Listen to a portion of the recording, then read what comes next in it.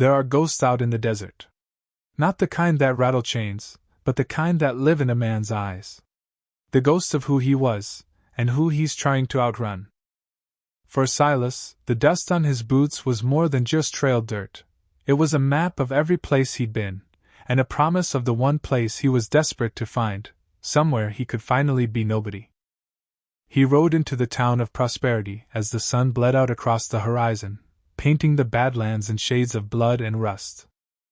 He was just another rider, tired and thirsty, with a face carved from granite and a past he kept buried deeper than a winter grave. "I'm only staying one night," he told the stable boy, the words tasting like a prayer. But Prosperity wasn't like other towns. It was clean.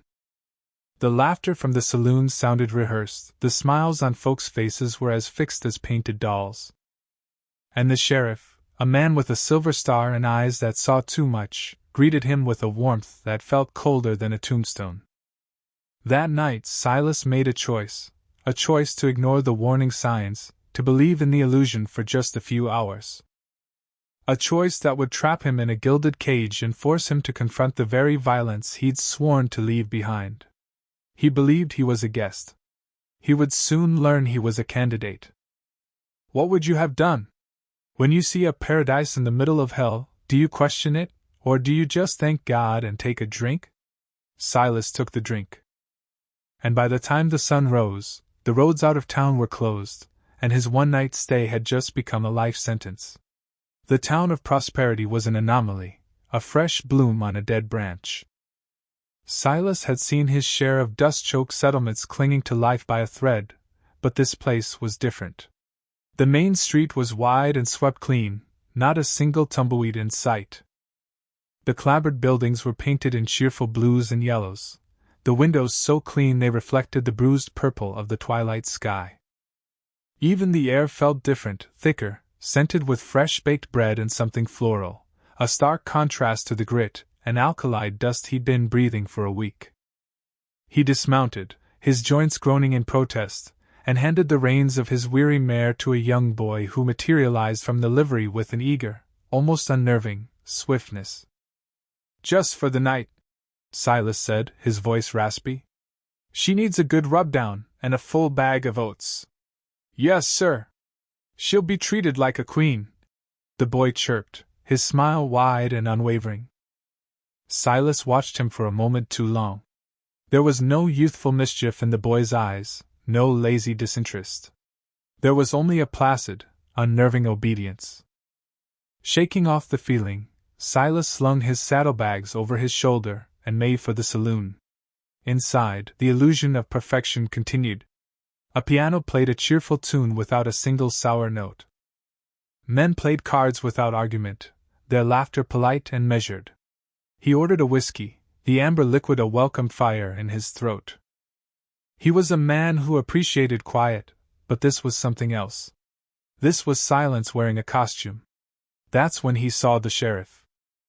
The man moved through the room not like a lawman, but like a host at a party.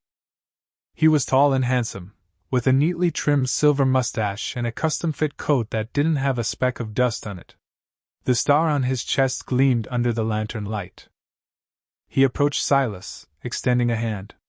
"Welcome to Prosperity," he said, his voice smooth as poured honey. "Sheriff Thorne. Haven't seen your face before. Just passing through," Silas replied, giving the hand a firm, brief shake. "Name's Silas." "Silas," Thorne repeated, tasting the name. "Well, any traveler is a friend in my town. First drink is on the house. We pride ourselves on our hospitality." The sheriff's smile was a masterpiece of warmth, yet his eyes were analytical, cataloging. They lingered on the worn grip of Silas's colt, the tension in his shoulders, the hard-won lines around his mouth. It was the look of a rancher sizing up new stock. For the rest of the evening, Silas felt those eyes on him. He felt them as he ate a steak that was tender and perfectly cooked. He felt them as he listened to the townspeople's placid conversations, discussions of weather, crop yields, and the upcoming town festival. No gossip. No grit. No life. It was like watching a play where every actor knew their lines perfectly, but had forgotten why they were saying them. He retired early to the hotel, the clean sheets a luxury he hadn't felt in months. But sleep wouldn't come. The quiet of the town was a pressure against his ears. He thought about riding out right then, putting this strange mirage behind him. But his horse was bedded down, his body ached, and the whiskey had dulled the sharp edges of his paranoia.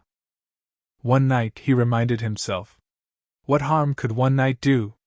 He was drifting into a shallow, uneasy sleep when a sound from the blacksmith's forge across the street jolted him awake. A rhythmic clang, clang, clang of a hammer on an anvil, long after any smith should be working. Drawn by the anomaly, Silas watched from his window. The smith, a burly man with a soot-stained face, worked with a frantic energy. As the man turned, his eyes darted up and seemed to lock directly onto Silas's window. The smith held his gaze for a chilling second, then subtly shook his head, a clear, desperate warning. He then looked east, toward the road out, before a deputy on patrol rounded the corner, forcing the smith to return to his work as if nothing had happened. The message was clear as a gunshot in a library: get out. Adrenaline scoured the weariness from Silas's bones. He didn't know why, and he didn't care. He trusted a desperate man's warning over a smiling politician's welcome. He dressed quietly, strapped on his gun belt, and crept down to the livery. The stable boy was gone. His mare was there, rested and fed as promised. He worked quickly, saddling her in the oppressive silence. He led her out into the main street, the moonlight casting long, skeletal shadows.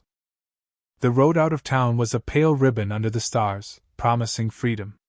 But as he neared the edge of town, 3 figures stepped out of the darkness, blocking his path. In the center was Sheriff Thorne, his pleasant smile gone, replaced by a look of mild disappointment. "Leaving so soon, Silas?" Thorne asked, his voice losing its honeyed edge. "I thought you were staying the night." "The night's over," Silas said, his hand hovering near his Colt. Thorne chuckled, a dry, humorless sound. "I'm afraid I can't let you go just yet. The road is closed. A rock slide. It's for your own safety, you understand." Silas looked past him. The road was clear. The stars were bright. There was no rock slide. There was only the sheriff and his 2 deputies, standing like gatekeepers to a prison. The friendly welcome had been an invitation. The clean streets and happy faces were the bars of the cage. And Silas had just heard the lock turn. The sun rose on prosperity, and with it came the suffocating return of the town's manufactured cheer. The deputies had escorted Silas back to the hotel with a politeness more menacing than any threat. He was a prisoner, but one with a comfortable bed and a view of the street. From his window, he watched the town come to life. The baker opened his shop, the scent of fresh bread once again perfuming the air. Children, scrubbed clean, walked to the schoolhouse. It was all so normal, so peaceful, that Silas began to wonder if he'd imagined the confrontation in the moonlight. But the cold weight of the lie sat in his gut. There was no rock slide. He decided to test the walls of his new prison. He walked down to the main street, every nerve alight. The townspeople greeted him with the same placid smiles as the day before, but now he saw the flicker of something else in their eyes, pity, perhaps, or fear. He nodded back, playing the part of a guest. He approached a man mending a fence. "Morning," Silas started, keeping his tone casual. "Heard there was a rock slide on the east road. You know if the south road is clear?" The man stopped his work, his gaze darting around as if searching for an approved answer. "The south road?" he mumbled, wiping sweat from his brow with a clean handkerchief. "Oh, the bridge is out on the south road. Been out for weeks." Terrible inconvenience. He gave Silas a tight, unconvincing smile and immediately returned to his hammering, his posture rigid. It was the same story everywhere he went. The west road had a washout. The north trail was overrun with bandits. Every route out of prosperity was conveniently, impossibly blocked. The excuses were flimsy, transparent, yet delivered with a fearful sincerity. These people weren't just lying, they were performing. They were actors in Thorne's play, and they were terrified of missing a cue. Silas felt a cold dread creep up his spine. This wasn't just a town with a controlling sheriff. This was a system. Later that day, Sheriff Thorne found him nursing a coffee in the hotel lobby.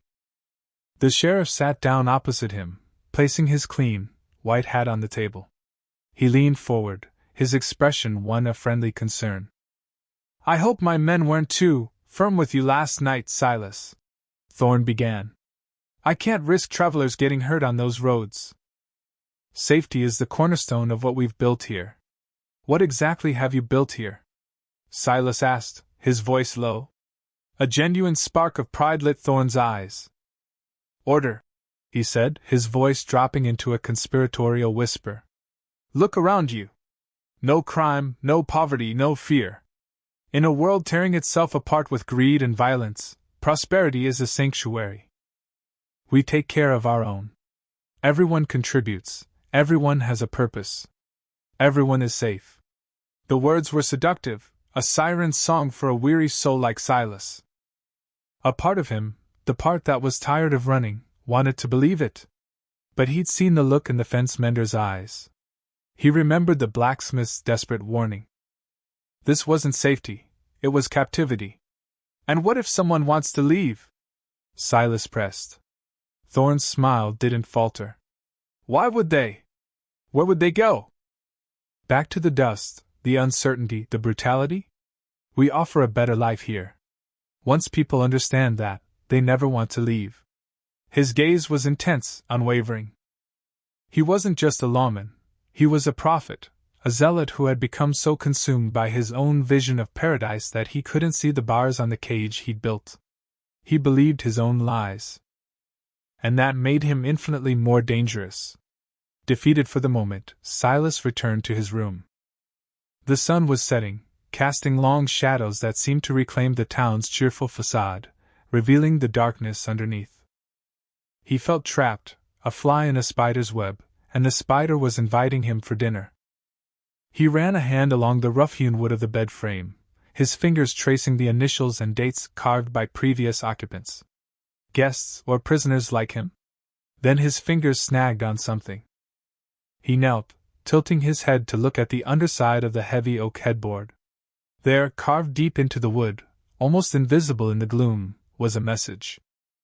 It was jagged, etched with what must have been a nail or a knife, the work of a desperate hand. It read, "Prosperity is a lie. Don't trust the bell." Silas stared at the words, his blood running cold. The bell. He'd heard it ring at noon, a cheerful peal that called the children from school. What could be so sinister about a town bell? As if on cue, a deep, resonant bang echoed through the town. It wasn't the cheerful midday chime. This was a single, solemn, commanding toll. He looked out his window. The effect was immediate and chilling.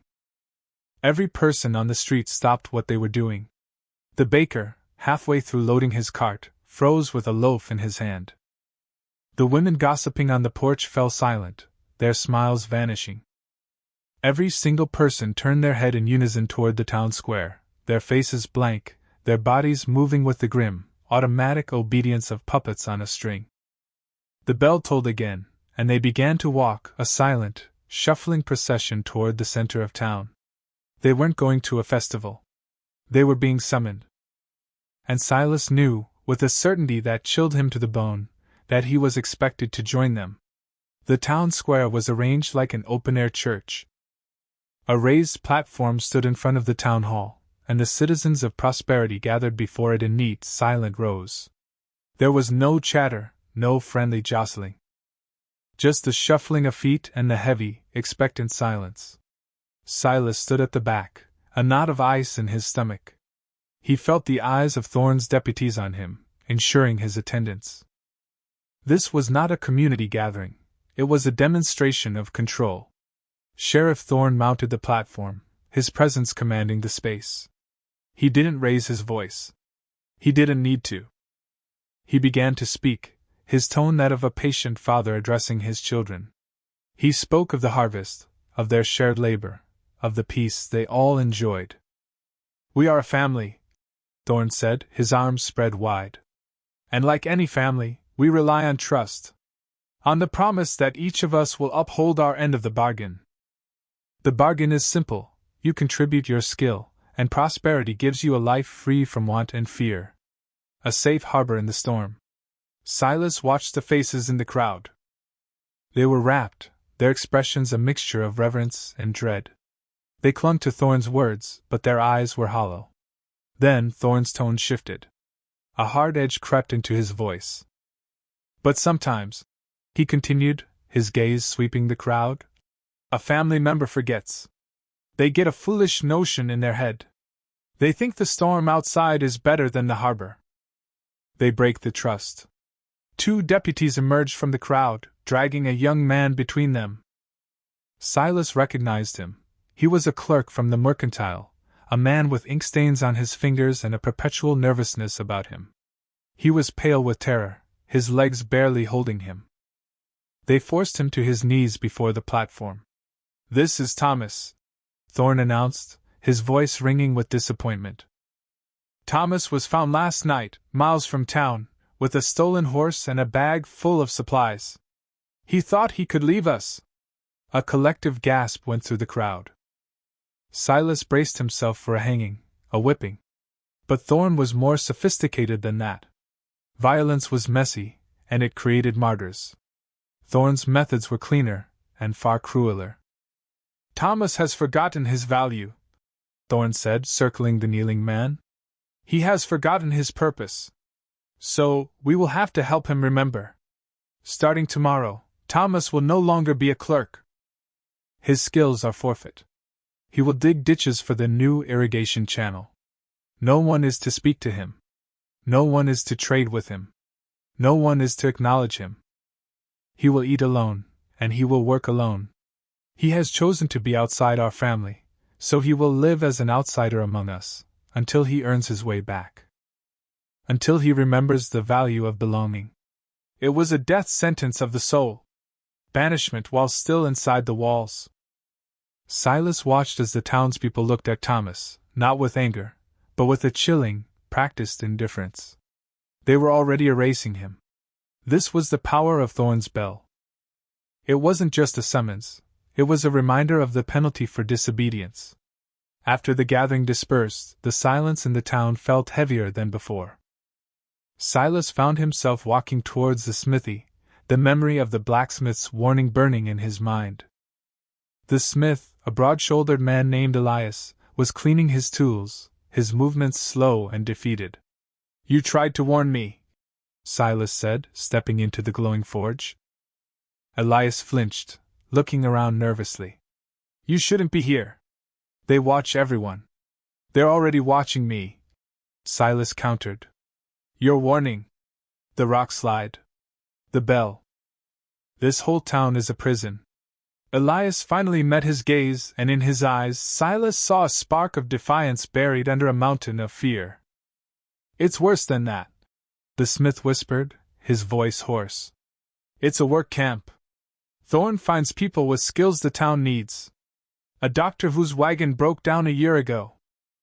A teacher who was saved from bandits. He finds us, he traps us, and he makes us work for his perfect little world. He's a collector of people."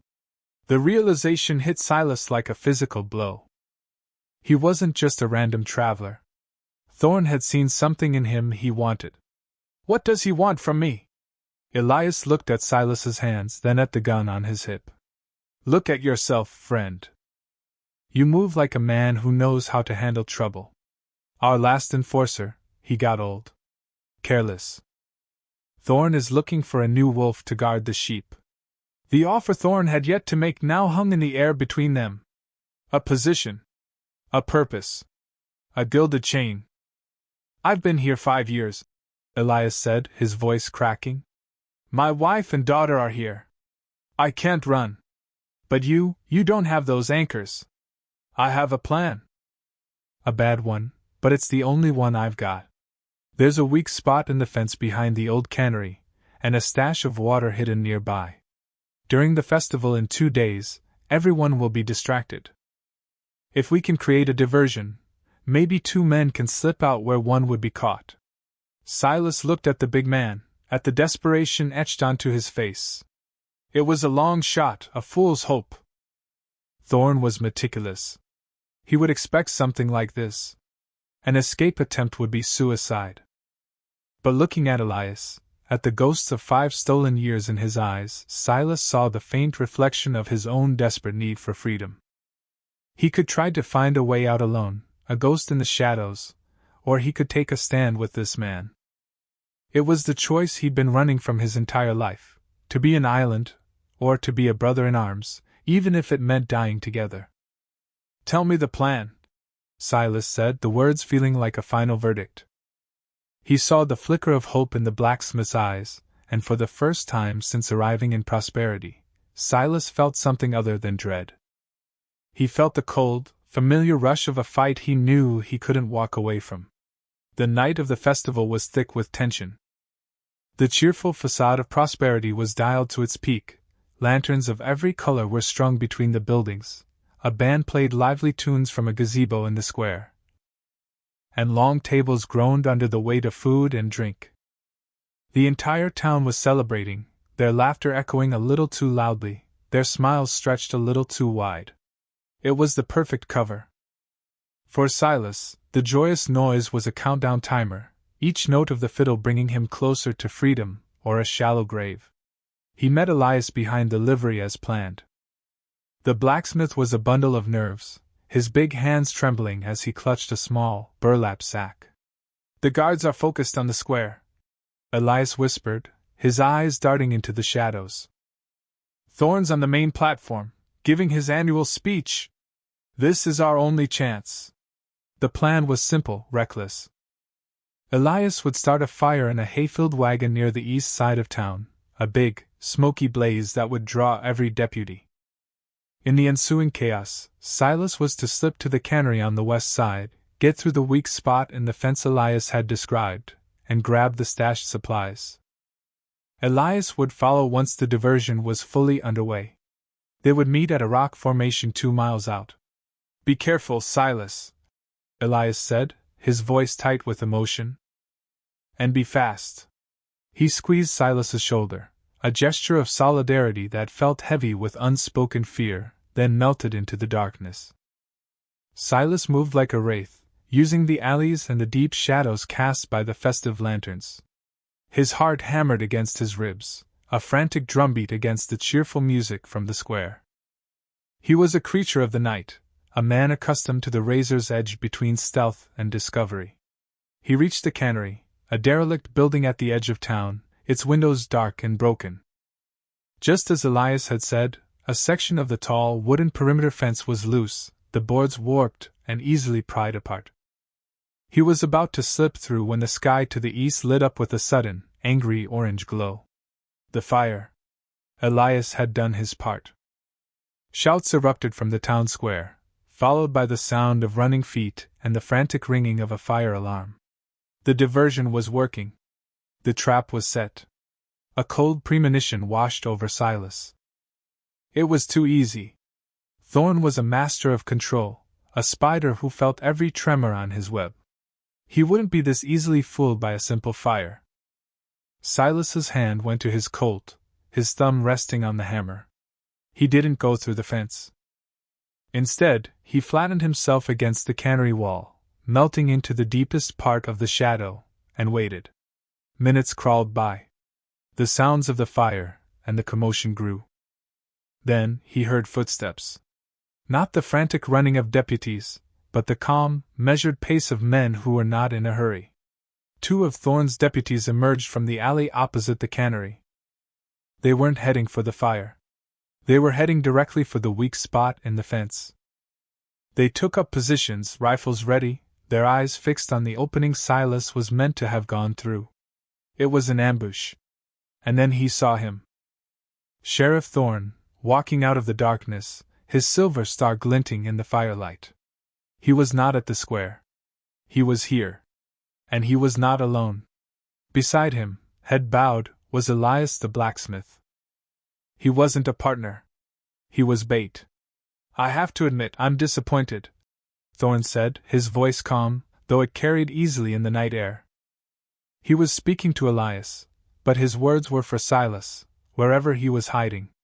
I thought he would be more desperate. More foolish. You assured me he would take the bait, Elias.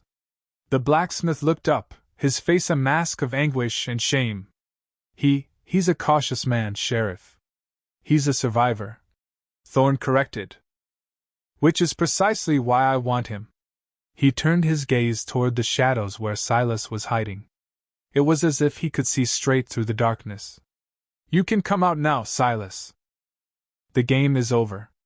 Let's not be predictable. Silas remained motionless, his breath held tight in his chest. Thorn sighed, a theatrical display of patience wearing thin. He nodded to one of his deputies.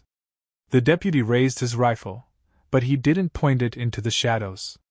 He pointed it at Elias. The blacksmith's eyes went wide with terror. No, please! Elias begged. I did what you asked? My family. Your family will be cared for, Thorn said softly. But failure has consequences. It's the foundation of order. The shot was deafening in the sudden silence. Elias crumpled to the ground, the burlap sack falling from his hand. It wasn't a test for Silas anymore. It was a message. There is no escape.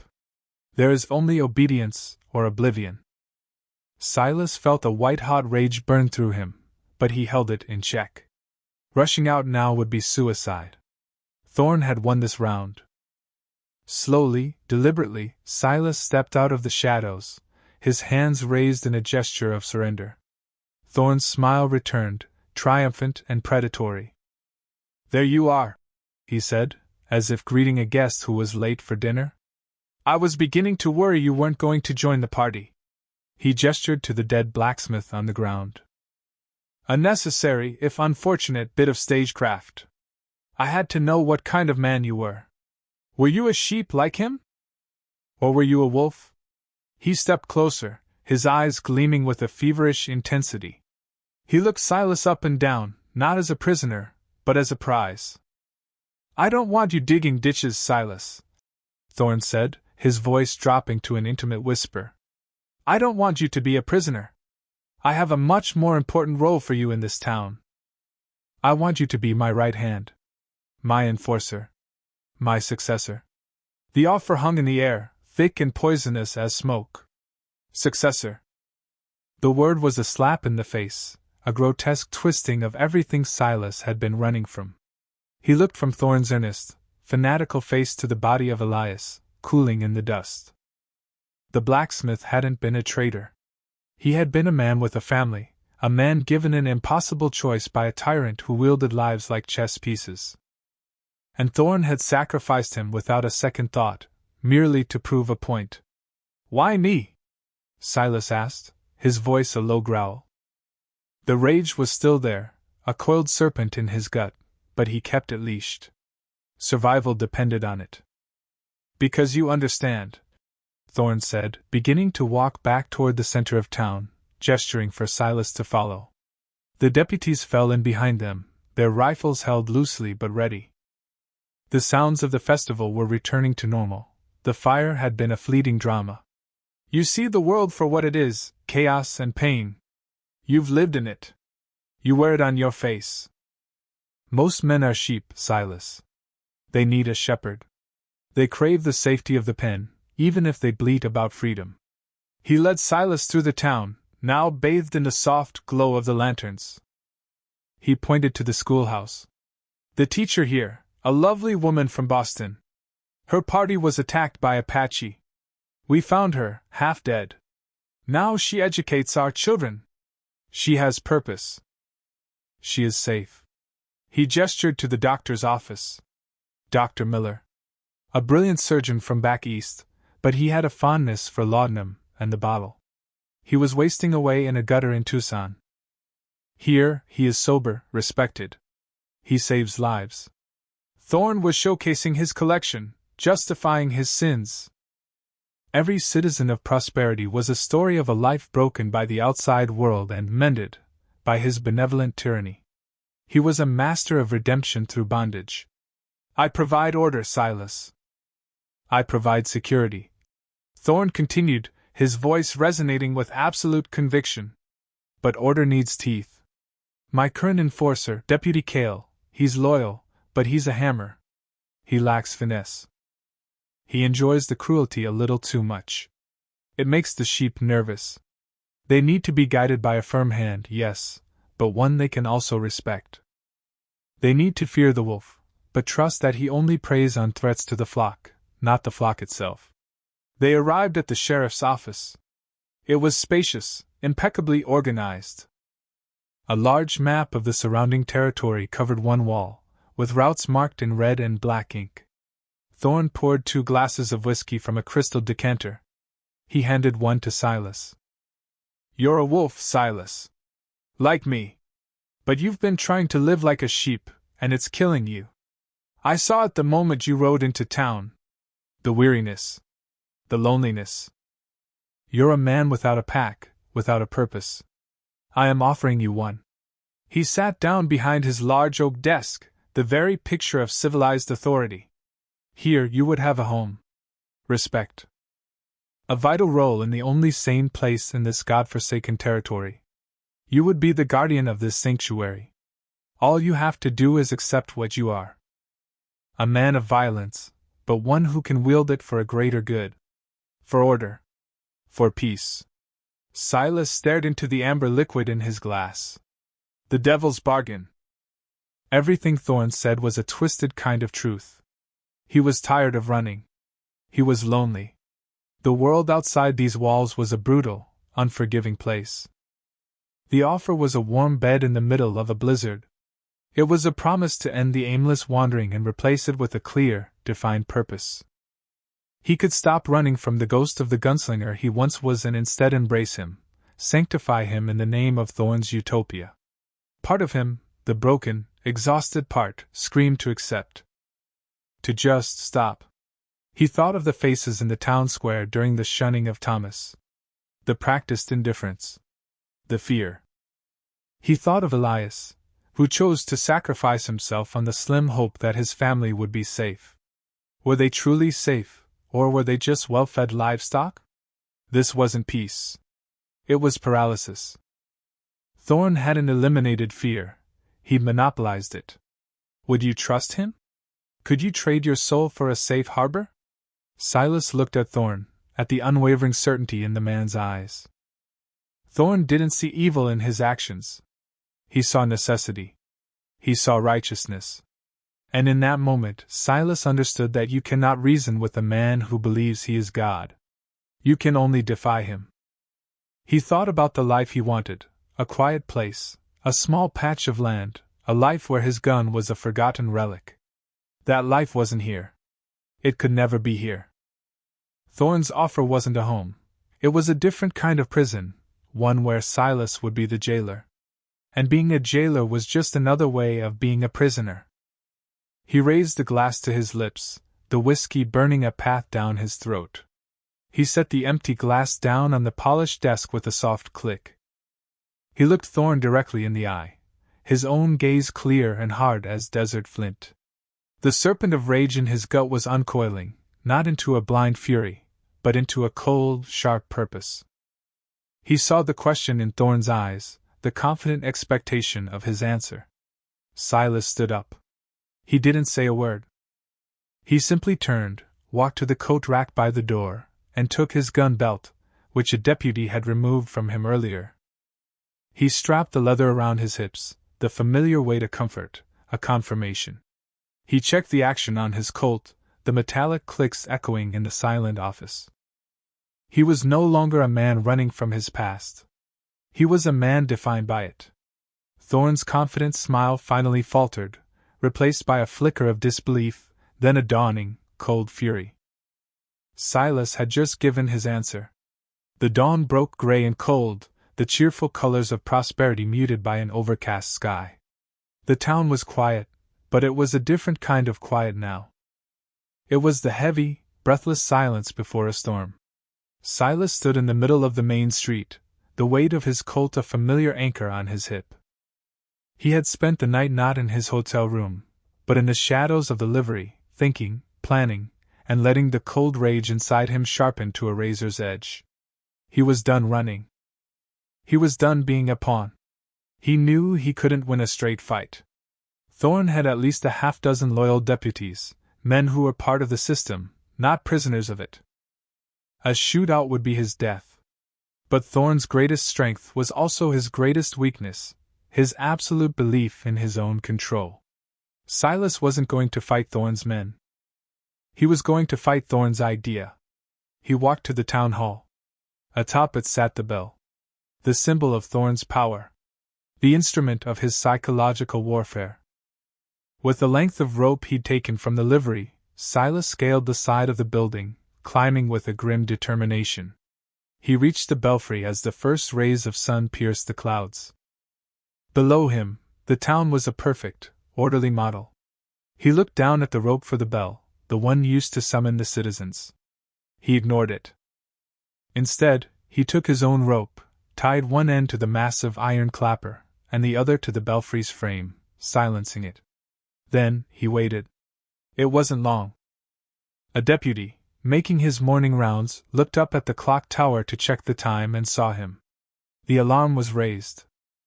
Within minutes, Sheriff Thorne and his deputies were in the street below, their guns drawn, their faces a mixture of confusion and anger. "Get down from there, Silas!" Thorne's voice boomed, losing all its polished charm. This was an act of public defiance, an attack on his authority, and it infuriated him. Silas didn't move. He just stood there, a silhouette against the brightening sky, a silent rebellion. Then, he did something no one expected. He drew his Colt. But he didn't aim at Thorne. He aimed at the bell itself. The first shot rang out, a sharp crack that shattered the morning peace. The bullet struck the massive bronze bell, creating a discordant, shuddering pang. It wasn't the commanding, resonant tone of Thorne's summons. It was the sound of something breaking. He fired again. Pang. And again. Pang. People were coming out of their homes, drawn by the gunshots. They saw Silas, a lone man defying the sheriff.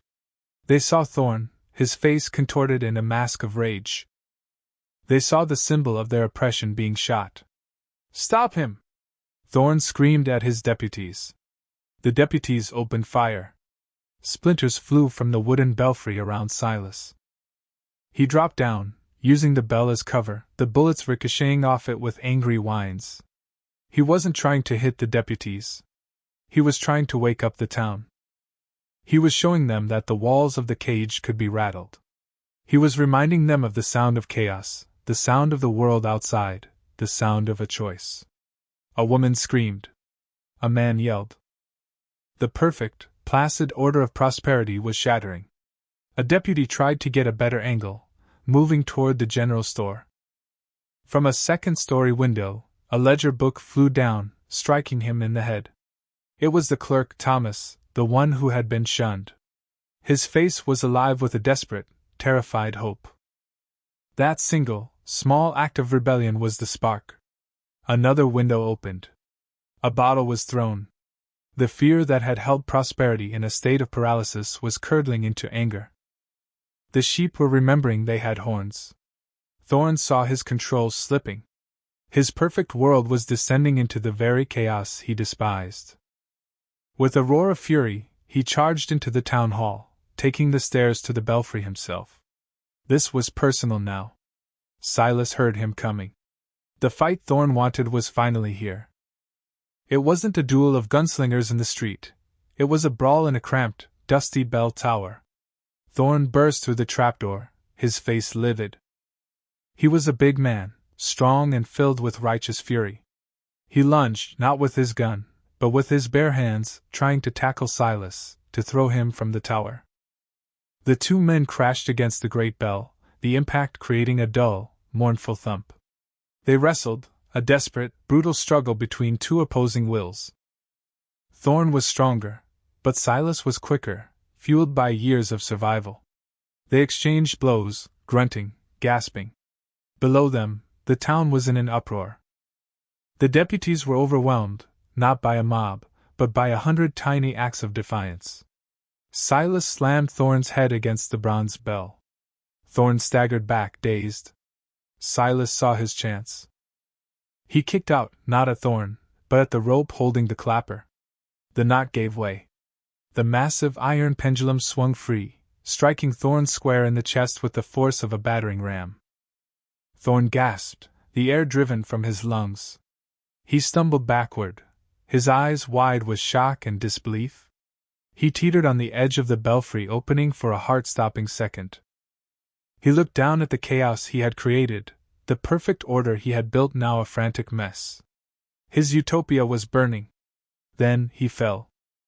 Silas watched him go, a dark shape tumbling through the air to land with a sickening finality in the street below. Silence fell over the square, a real silence this time, not an imposed one. It was the sound of a spell being broken. Silas limped down from the belfry, every muscle aching, a deep gash bleeding on his forehead. He stepped out into the main street. The people of Prosperity stared at him, their faces a complex tapestry of emotions. There was awe, there was fear, but most of all, there was a terrifying, paralyzing uncertainty. He had killed their shepherd. He had shattered their cage, but in doing so, he had also destroyed their shelter. They were free, but they were also lost. The teacher, the woman from Boston, approached him, her hands clasped nervously. "What do we do now?" she whispered, her voice trembling. Will you stay?" "Let us?" The question hung in the air, heavier than any judgment. They looked to him for answers, for a new leader, a new shepherd to replace the old one. They wanted him to build a new cage, perhaps a kinder one, but a cage nonetheless. He could stay. He could be their hero, their protector. He could have the home and the purpose Thorn had offered him, but on his own terms. Silas looked at their expectant faces. He looked at the town he had just broken open.